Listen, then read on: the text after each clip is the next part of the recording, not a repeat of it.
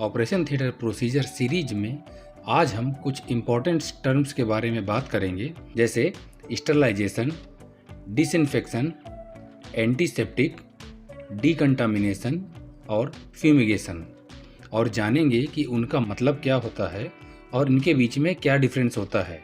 हालांकि इन सारे टर्म्स का एक ही ऑब्जेक्टिव होता है और वो है माइक्रो ऑर्गेनिज्म जैसे बैक्टीरिया, वायरस, फंजाई आदि को किल करना, लेकिन प्रोसेस के हिसाब से इनमें थोड़ा थोड़ा सा डिफरेंस होता है, जिसके बारे में हम आज डिस्कस करने वाले हैं।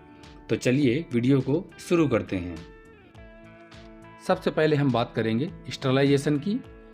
तो स्टरलाइजेशन वह प्रोसेस होती है जिसमें सभी प्रकार के माइक्रो ऑर्गेनिज्म को उनके स्पोर्स के सहित किल किया जाता है।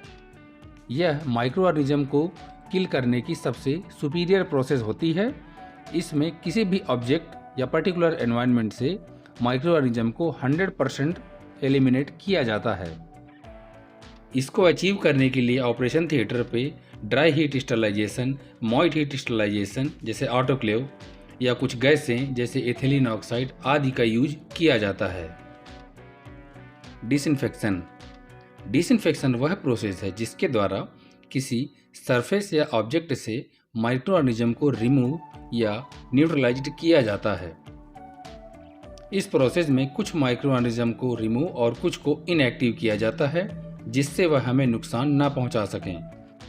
डिसइंफेक्शन के द्वारा सभी तरह के माइक्रो ऑर्गेनिज्म को किल नहीं किया जा सकता। यह प्रोसेस माइक्रो ऑर्गेनिज्म के स्पोर्स को भी किल नहीं कर पाती। डिसइंफेक्शन की प्रोसेस के लिए जो केमिकल सॉल्यूशन यूज किए जाते हैं उन्हें डिसइंफेक्टेंट कहा जाता है, जैसे alcohol, formaldehyde, glutaraldehyde, D125, sodium hypochloride इत्यादि।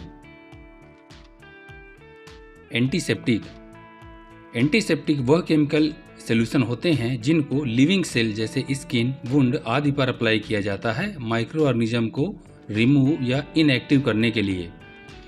डिसइंफेक्शन के लिए जो सॉल्यूशन यूज किए जाते हैं वही सॉल्यूशन एंटीसेप्टिक के तौर पर भी यूज किए जा सकते हैं, लेकिन उनके कंसंट्रेशन में अंतर होता है। डिसइंफेक्शन और एंटीसेप्टिक दोनों का काम माइक्रो ऑर्गेनिज्म को रिमूव या न्यूट्रलाइज करना होता है।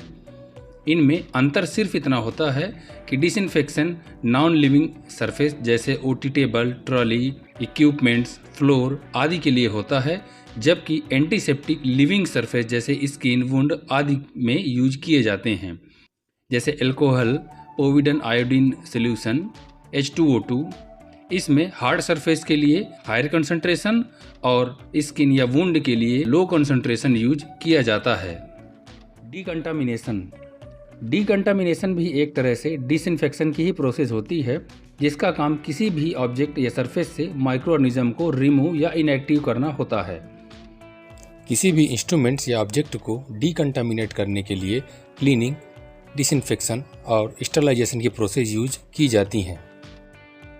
इसको हम ऐसे समझते हैं कि जैसे कोई इंस्ट्रूमेंट्स है या आर्टिकल्स है वो स्टरलाइज्ड है। स्टरलाइज्ड होने के बाद अगर उसको ओपन किया जाता है तो धीरे धीरे उस पर कंटामिनेशन होने लगता है।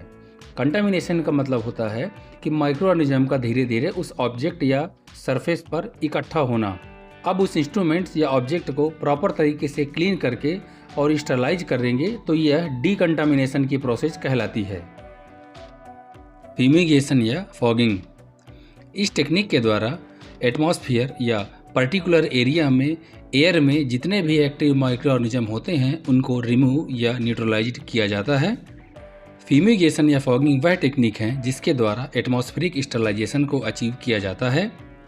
इसमें फ्यूमिगेशन के द्वारा फ्यूम के द्वारा एयर स्टरलाइज्ड किया जाता है और फॉगिंग में फॉग के द्वारा छोटे छोटे ड्रॉपलेट्स जनरेट होती हैं जो एयर में मौजूद माइक्रो ऑर्गेनिज्म को किल करती हैं।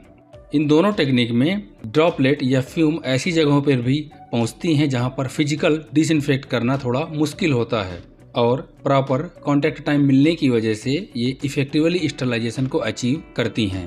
फाइनली ये जितने भी प्रोसेस हैं सबका अल्टीमेटली काम माइक्रो ऑर्गेनिज्म को किल करना एवं उनकी ग्रोथ को रोकना होता है, बस अपने एप्लीकेशन और टारगेट एरिया, इस वजह से इनमें थोड़ा थोड़ा डिफरेंस होता है।